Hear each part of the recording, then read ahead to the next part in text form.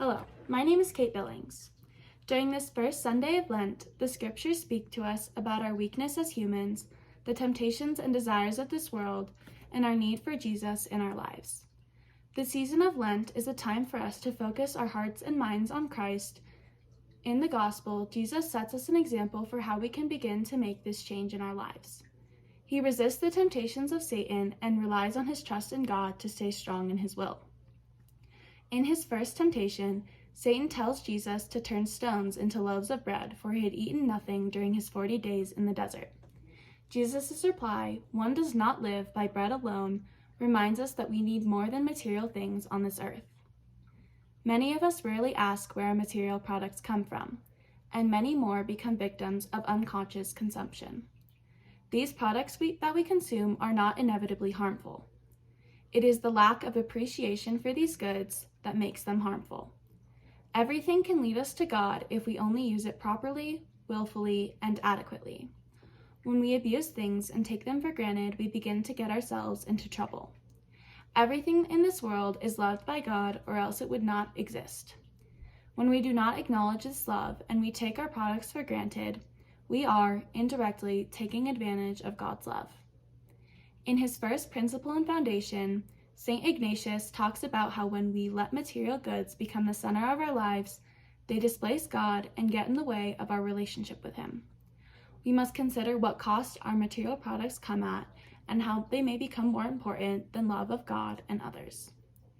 In his second temptation, Satan offers Jesus eternal power and glory if he only rejects God and worship him. This tempts our inherent need for control in our lives. Humans will do whatever it takes to feel like we are in the driver's seat. We reject the idea of fate and worship our free will. We like to make our choices. The bigger issue with that is that we like to have the power, but we don't want the responsibility.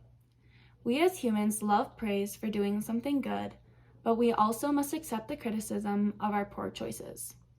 We resort to blame because we do not want to accept the consequences of our actions. Jesus' ability to recognize that temptation and allow God to still be the center of his life shows us as humans how we must live. We must live for God and his greater plan, not because it is something we've ingrained into our memories during morning prayer, but because God is the one in control.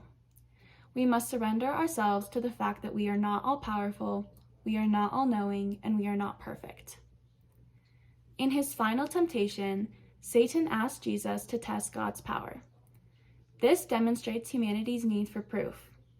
We rely too much on reason alone, and we lack the faith that knowledge requires. We need to be able to prove for ourselves how things are possible to feel like we are in control. We shudder at the thought of trusting in something that may require us to believe without proof and trust in its truth. Jesus' reply that we should not test God allows us to see the trust we need to have in our lives. Sometimes we have to be okay with the unknown. We have to accept it all because knowledge is made up of all of these things. In the end, what this gospel is trying to get across is that we must trust in God and his plan, surrender control, and consider the cost of material goods in our lives in order to truly change our hearts and minds to focus them on God.